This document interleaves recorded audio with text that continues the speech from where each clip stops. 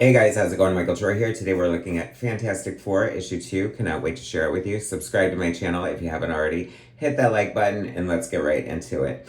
Okay, I just had to get this J. Scott Campbell Human Torch variant cover because he's known for his, like good girl art and pinups and cheesecake and all that stuff. So for him to draw the Human Torch, I was like, okay, yeah, that's cool.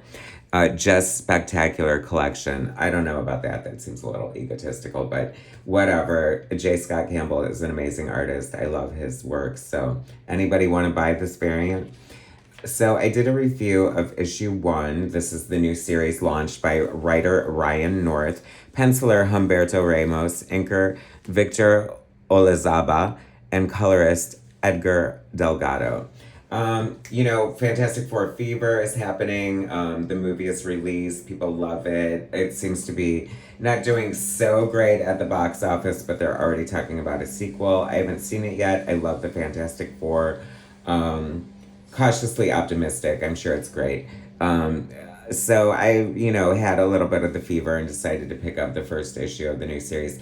And I didn't love it. I didn't love the tone, the direction, some of the ways the characters were portrayed don't feel correct to me, but hey, this is the version we're getting. So I love Humberto Ramos's art, so I had to check out the second issue. So Dr. Doom, of course, throws the team throughout time. They're completely time displaced by the end of last issue, in dire straits, and now they have to figure out a way out of it. They've established Sue as the team leader, and she's like super smart, and she's a scientist and an archaeologist and stuff. She's best friends with Ben Grimm, and it doesn't ring true for me. You know what I mean? It's like I'm all about like is like one of the best female superheroes ever. She's like a completely great character for feminism. She doesn't need, because she loves being a mother, she loves being a wife, she loves being part of the Fantastic Four. She's the nurturer. What is wrong with that? Why do we have to make her the leader for like no reason? I don't know. I just don't like it that much. So anyway, I love Humberto Ramos's art, but it feels a little off on this. I'm not sure if it's the anchor or what, but it's just, I'm like such a huge fan from Impulse. I started following him on Impulse. I loved Crimson. I loved his work on like Gen 13. So I don't know. It's lost a little bit of its quirk, I feel. I'm not sure, but some of it looks really fantastic. No pun intended, or intended maybe. There's a lot of science fiction-y things going on. The pacing of this story is so weird. I feel like they could have tied it up like in one issue.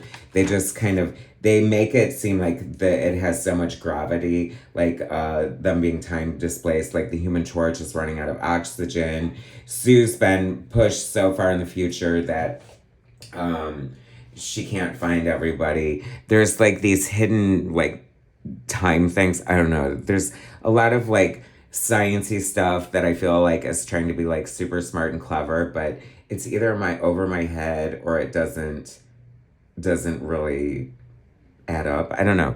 What am I thinking? But I don't know. Reed, I'm not 100% loving the way Reed is portrayed here. I know he's supposed to be like the distracted psycho, but I mean, he is a little somewhat present. He is a scientist after all. This is kind of cool. I like seeing the powers used in a different way. I don't know. I feel like they were trying to echo kind of like, because I've been reading the facsimiles with Lee and Kirby, and I noticed one of the great things about those books and very interesting thing is they would have these great, amazing stories and then sort of leave these cliffhangers and then wrap them up real quick at the beginning of the next issue and then sort of take off from there. But it all worked and it was all amazing and bombastic and organic. And it feels like, I don't know. I don't know if that's 100% what they're trying to do here, but it sort of feels like that, and it sort of doesn't ring true for me. I'm not loving the way Sue looks here, too. For some reason, I don't know. I mean, like I said, don't get me wrong. I absolutely adore Humberto Ramos's art. I mean, he's amazing. He's a legend. Like, this actually blew me away. This was kind of cool. This is, very clever and unique looking and a beautiful two-page spread. So I will definitely give him that. But You know, I recently did the review of John Byrne's Fantastic Four Omnibuy, the two that he has. Imagine that, two Omnibuy. So John Byrne is like my Fantastic Four like storyteller, and so like that is all alive in my mind, and just like these silly not silly, but these arbitrary contradictions and tweaks and changes for whatever reason. I mean, people will want to say it's woke, but I'm not anti woke because I feel like that's like a stupid thing to be. But like, I don't know, just like, you know, making her the leader. I don't know. It just doesn't make sense. Reed like is the whole linchpin of the Fantastic Four. It's all his fault. It's all about his mission. They're kind of along for the ride, and that's how it kind of works for me. Not loving the Doctor Doom, like Doctor Strange thing, like get over it. Like I feel like he's so smart and you know intelligent, and he's just always so hell bent on defeating the Fantastic Four. I feel like you know they should be like gnats to him, you know, like thwarting his other evil machinations. I don't know. I feel like I'm on one today, and I just like, is this a bitchy review? I'm trying not to be, but I do appreciate certain aspects of this. Do not love Johnny's mustache. What the hell is up with that? And so they think they've defeated Doom. And then he's like, no, you can't because I did this, that, or the other. Like I said, it's a little confusing. So don't worry about spoilers because you might be explaining it to me in the comments. I don't know. And so then they get displaced through time again and wind up in this, like, I feel like it's a different reality. They're like trying to go back to warn themselves. So it's kind of the same story, but it's kind of a new story. And it just, I don't know, it's so bizarre. So will I be back for issue 3? I don't know. Hopefully, to see if Johnny shaves this god awful mustache that makes him look like, what does he look like? I don't even know what that look is.